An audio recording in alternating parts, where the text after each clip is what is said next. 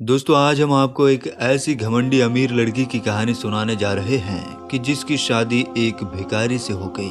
तो दोस्तों ऐसा क्या हुआ कि उस अमीर लड़की की शादी एक भिखारी से हो गई, आगे हम आपको बताएंगे ही। लेकिन उससे पहले दोस्तों, भले ही आप वीडियो को लाइक करें या ना करें, मगर वीडियो को पूरा ज़रूर देखिएगा।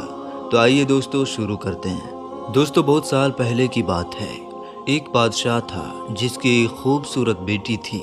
वो लड़की अपनी खूबसूरती और दौलत की वजह से बहुत ज़्यादा मगरूर और घमंडी हो गई थी। जब भी उसके लिए कहीं से शादी के लिए रिश्ता आता तो वो उसे ठुकरा देती थी और उसका खूब मजाक उड़ाती थी। एक दिन बादशाह ने एक बड़ी दावत रखी और उसमें शहजादी से शादी करने वाले तमाम शहजादों को बुलाया गया। सब लोग अपने अपने मर्तबे के लिहाज से कुर्सियों पर बैठ गए। शहजादी इस दावत में कई चीज़ों के साथ बड़े घमंडी अंदाज में आई और वो जिस भी लड़के के पास से गुजरती तो उसको बड़ी नीची नज़रों से देखती। इतने में वो एक शहजादे के पास पहुंची जो बहुत ज़्यादा मोटा था। उसने उसका मजाक उड़ाते हुए अपनी कनीज से कहा कि ये तो आटे का थैला है। जब दूसरे शहजादे के पास पहुंची तो कहा कि ये तो खंबे की तरह लंबा लगता है। और जब तीसरे शहजादे के पास गई तो बोलने लगी कि ये तो सफ़ेद चूहा जैसा दिखता है। और शहजादी हर शहजादे की बेइज्जती करती रही। लेकिन एक शहजादे को तो देखकर उसे बहुत ज़्यादा हंसी आई, क्योंकि उसने दाढ़ी रखी हुई थी। शहजादी ने उसका मजाक उड़ाते हुए कहा कि ज़रा देखो इसने कैसे अपने चेहरे पर घास फूस उगा रखे हैं। बादशाह ने जब ये देखा कि मेरी बेटी मेहमानों की बेइज्जती कर रही है तो उसे बहुत ज़्यादा गुस्सा आया और उसने भरे दरबार में ये ऐलान कर दिया कि शहजादे पसंद करे या ना करे, लेकिन मैं इसकी शादी किसी गरीब या भिखारी से करवाऊंगा। इस ऐलान के बाद तमाम लोग वहां से चले गए और कुछ देर बाद एक भिखारी आया जो गलियों में गाने गाता था। उसने शाही महल के नीचे खिड़की के करीब होकर उसने गाना शुरू किया। तो जब बादशाह ने उसकी आवाज़ सुनी तो उसने एक नौकर को हुक्म दिया कि इस भिखारी को अंदर बुला कर लाओ। नौकर फटे पुराने कपड़े वाले भिखारी को अंदर ले आया। उस भिखारी ने शहजादी के सामने बहुत अच्छा गाना गाया और बादशाह से इनाम मांगा। बादशाह ने कहा, तुमने बहुत अच्छा गाना सुनाया है, मैं तुम्हें बहुत अच्छा इनाम दूंगा। मैं अपनी बेटी की शादी तुमसे कराऊंगा। शहजादी ने जब ये सुना तो वो हैरान रह गई। उसने बहुत ज़्यादा ड्रामा किया, लेकिन बादशाह ने उसकी एक ना सुनी। बादशाह ने उसे डांटते हुए कहा, मैंने मेहमानों के सामने यह वादा किया था कि मैं तुम्हारी शादी किसी भिखारी से करूंगा और अब मैं वो कसम भी पूरी कर रहा हूँ। इसके बाद बादशाह ने उन दोनों का निकाह करवा दिया और कहा, तुम अपने शौहर के साथ जाने की तैयारी कर लो। शहजादी रोती पीटती हुई भिखारी के साथ गई। रास्ते में वो एक शिकारगाह के करीब से गुजरे। वो शिकारगाह बहुत बड़ी थी। शहजादी ने पूछा, ये शिकारगाह किसकी है? भिखारी बोला, मैंने सुना है कि तुमने एक दाढ़ी वाले बादशाह का मजाक उड़ाया था। ये शिकारगाह उसी का है। अगर तुम उससे शादी कर लेती तो ये तुम्हारी मिल्कियत हो जाती। इसके बाद वो एक बड़े बाग में पहुंचे। उसे देखकर शहजादी ने पूछा कि ये बाग किसका है? भिखारी ने कहा, बाग भी उसी दाढ़ी वाले का है। फिर वो एक बड़े अजीमुशान शहर में दाखिल हुए।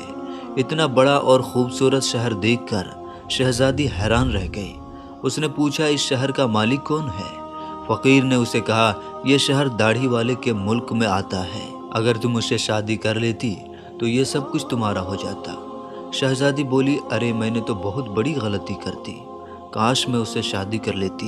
भिखारी ने नाराज होते हुए कहा, मुझे इससे कोई मतलब नहीं, मगर तुम मेरे होते हुए दूसरे मर्द की बात क्यों कर रही हो? क्या मुझ में कोई कमी है? इसके बाद वो एक छोटी सी झोपड़ी के करीब पहुंचे तो शहजादी ने कहा, कैसी बेकार और छोटी सी झोपड़ी है? भिखारी बोला, ये मेरा घर है और यही वो जगह है जहाँ हमें ज़िंदगी गुजारनी है। शहजादी बोली, तुम्हारे नौकर कहाँ हैं? भिखारी ने कहा, हमें नौकरों से क्या काम, तुम हर काम कर सकती हो। तुम आग जलाओ और मेरे लिए खाना बनाओ, मैं बहुत ज़्यादा थक चुका हूँ। लेकिन दोस्तों, क्योंकि शहजादी को खाना पकाना नहीं आता था, इसलिए भिखारी ने उसकी मदद की और कुछ देर बाद उन्होंने उल्टा सीधा खाना पकाकर खा लिया और सो गए। दूसरे दिन भिखारी ने उसे जगाया और घर का काम करने के लिए कहा। शहजादी पूरा दिन काम करती रही, ऊपर से भिखारी की डांट भी सुनती रही। किसी तरह से उन्होंने कुछ दिन गुजार लिए। एक दिन भिखारी ने कहा कि मैंने जो कुछ कमाया था वो अब खर्च हो चुका है, अब कमाने की बारी तुम्हारी है।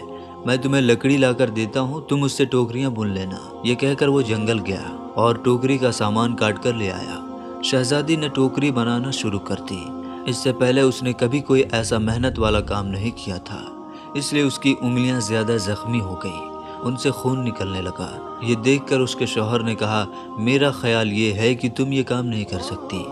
मैं तुम्हें कुछ धागे लाकर देता हूँ, तुम उससे कपड़ा बुन लेना। लेकिन वो ये भी ना कर सकी। तो शौहर ने कहा कि तुम तो मेरे लिए बिल्कुल भी कामयाब नहीं हो, तुम तो कोई भी काम नहीं कर सकी। तुमसे शादी करके मुझे बहुत बड़ा नुकसान हुआ है। बहरहाल मैं कोशिश करता हूँ कि तुम्हारे लिए मिट्टी के बर्तन ला दूँ, तुम बाजार जाकर उन्हें बेच दिया करो। घमंडी शहजादी ने अकड़ कर कहा, जब मैं बाजार में खड़ी होंगी तो मेरे मुल्क के लोग मुझे इस हाल में देखकर मेरे ऊपर खूब हंसेंगे। तो शौहर ने कहा कि ये मेरा मसला नहीं है, अगर तुम भूख से नहीं मरना चाहती हो तो तुम्हें ये काम करना ही पड़ेगा। मिट्टी के बर्तन बेचने का काम बहुत अच्छा चल रहा था। लोग जब खूबसूरत लड़की को बाजार में बर्तन बेचते हुए देखते तो उस पर तरस खाकर कुछ न कुछ खरीद लेते। बर्तन बिक गए तो भिखारी ने और बर्तन ला कर दिए। इसी दौरान एक सिपाही वहां से गुजरा। उसने बर्तन लेकर उन्हें लात मारकर तोड़ दिया और कहा कि आइंदा से इस तरह से रास्ता मत घेरना, एक तरफ बर्तन रखकर बेचना, बीच रास्ते में मत रखना। शहजादी बहुत परेशान हुई। उसने सारा वाकया घर आकर अपने शौहर को बताया। शौहर ने कहा, तुम बिल्कुल पागल हो, तुमसे किसने कहा था कि बीच बाजार में बर्तन लेकर बैठ जाओ? आखिर वहां से लोगों को गुजरने में परेशानी होती होगी। मेरा ये ख्याल है कि तुम ये भी नहीं कर सकती, ये तुम्हारे बस का काम नहीं है। खैर, मैं शाही महल जाऊंगा, हो सकता है वहां तुम्हारे लिए कोई काम मिल जाए। ये कहकर वो शाही महल रवाना हो गया। शाम को वापस आकर उसने कहा कि शाही महल में तुम्हारे लिए मददगार बावर्ची की जगह मिल गई है, अब कम से कम हमें पेट भर कर खाना तो मिल ही जाएगा। इस तरह ये घमंडी शहजादी एक मददगार बावर्ची बन गई। वो रोज सुबह से शाम तक बावर्ची खाने में काम करती और शाम को बचा हुआ खाना लेकर घर आ जाती और इस तरह दोनों मियाँ बीवी का गुजारा होने लगा। महल में आए हुए उसे कुछ ही दिन गुजरे थे कि उसने सुना कि महल में कोई शाही प्रोग्राम है। जब मेहमान आने शुरू हुए तो शहजादी बावर्ची खाने की खिड़की से उन्हें देखने लगी। गुलाम कीमती कपड़ों में मेहमान का इस्तकबाल कर रहे थे। हर तरफ बड़ी शान और शौकत धूमधाम नजर आ रही थी, लेकिन शहजादी अपनी किस्मत पर आंसू बहा रही थी और अपने तकब्बुर और बेवकूफ़ी पर पछता रही थी। उसी दौरान कुछ कनीज आई और उन्होंने शहजादी को वहाँ से मज़ेदार खाने दिए जो शहजादी ने टोकरी में रख लिए और घर की तरफ चल पड़ी। तभी वो महल के दरवाजे से गुजर ही रही थी कि अचानक बहुत सी कीमती लिबास पहने हुए एक आदमी ने उसका रास्ता रोक लिया। शहजादी ने निगाह उठाकर देखा तो ये वही दाढ़ी वाला बादशाह था जिसका उसने खूब मजाक उड़ाया था। शहजादी खौफ से कांपने लगी। बादशाह उसे लेकर हॉल में पहुंचा।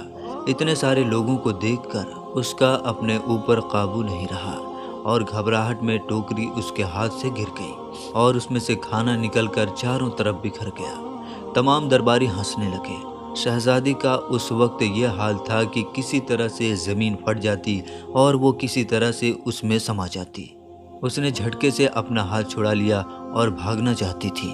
इतने में बादशाह ने उसे दोबारा पकड़ लिया और नरमी से बोला, डरो मत, क्या तुम मुझे नहीं पहचानती हो?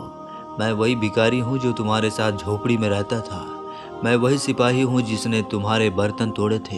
ये सब कुछ मैंने तुम्हारे साथ इसलिए किया था क्योंकि मैं तुम्हें पसंद करता था और तुमसे शादी करना चाहता था। अब तुम्हारे गुरूर का इलाज हो चुका है। मैं वही भिखारी हूँ जिसके साथ तुम रहा करती थी और तुम्हें अच्छा सबक मिल गया है। पिछली बातों को भूल जाओ। देखो, आज हमारी शादी की तैयारियां हो रही हैं। उसी वक्त कनीज़ें आई और उसे अपने साथ ले गई। शहजादी को नहलाकर दुल्हन का लिबास पहनाया गया। जब वो दोबारा हॉल में आई तो देखा कि उसके माँ बाप और उसके तमाम दरबारी भी मौजूद थे। लोगों ने उसे मुबारकबाद दी। अब शहजादी बिल्कुल बदल चुकी थी। उसका गुरूर, अकड़, नफरत सब खत्म हो चुका था। उसने जिंदगी गुजारने का ढंग सीख लिया था। प्यारे दोस्तों, हालात जैसे भी हों, इंसान को कभी भी तकब्बुर और घमंड नहीं करना चाहिए। अल्लाह ताला का हमेशा शुक्रिया अदा करना चाहिए।